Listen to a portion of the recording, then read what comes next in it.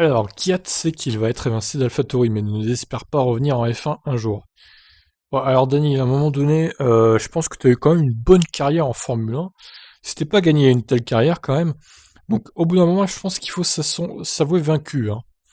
Alors que Pierre Gasly a déjà été confirmé par AlphaTauri l'an prochain, donc, l'avenir de Daniel Kiat est beaucoup plus sombre, car Helmut Marko l'a déjà dit, AlphaTauri aura un jeu de pilote l'an prochain aux côtés du français, et Yuki Tsunoda justement récemment testé à Imola.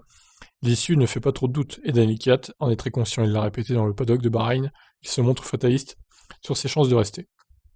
Je sais, comme j'ai déjà dit plusieurs fois, que les chances que je sois ici l'année prochaine sont très minces. Cela dépendra d'un scénario très particulier.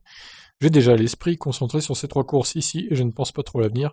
Je vais juste donner le meilleur de moi-même à cette équipe lors des prochaines courses et ensuite nous verrons, vous savez.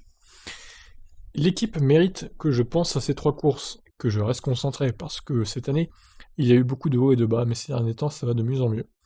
Rappelé par Toro Rosso il y a 2 ans, Daniel Katz s'apprête de nouveau à être lâché par la maison Red Bull. En a-t-il assez de ce yo-yo?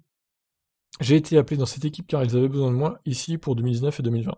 C'était mon objectif d'essayer de faire du bon travail pour cette équipe pendant ces 2 années. Et puis, nous nous sommes mis d'accord que nous verrions ce que l'avenir nous réserve. Jusqu'à présent, j'ai l'impression que l'année dernière et cette année, oui, j'ai fait de mon mieux pour cette équipe. Cela a très bien fonctionné, je suis très heureux. Ouais, très bien fonctionné, ça a pas trop mal fonctionné, mais bon, c'est pas non plus la panacée, hein. Très probablement, l'avenir en F1 est bouché pour Kiat comme pilote titulaire. Est-ce la fin de sa carrière dans la discipline reine? A-t-il des regrets? S'il faut que ce soit ma dernière saison en F1, alors vous voyez les choses du bon côté, il le faut. Vous savez, ça a été. Qu'est-ce que c'est 110 courses ou quelque chose comme ça? Quelques podiums et d'autres courses solides, bien sûr, c'est pas mal. Mais bien sûr, j'ai toujours voulu me battre pour le championnat du monde en tant que pilote, et c'est pourquoi j'aurai toujours plus faim, vous savez. Quoi qu'il en soit, j'essaierai toujours de revenir et d'avoir une autre chance. Comme le montre ma carrière, on peut toujours avoir une chance, une autre chance, si on est au bon endroit, au bon moment, et donc on fait le bouche-trou. C'est un peu l'histoire de la carrière de Daniel Kiat, je vais y arriver, de faire le bouche-trou.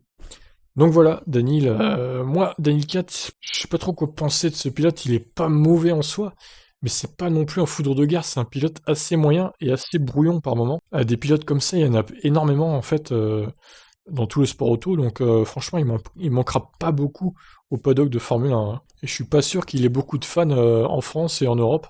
Bon, il a peut-être plus de fans en Russie, forcément, vu qu'il est russe, mais je suis pas sûr qu'il soit très apprécié globalement comme pilote. Mais bon, après voilà, c'est que mon avis. Je vous laisse donner le vôtre. Qu'est-ce que vous en pensez? Est-ce que Daniel Kiat devrait avoir une autre chance en Formule 1 encore une fois? Allez, ciao.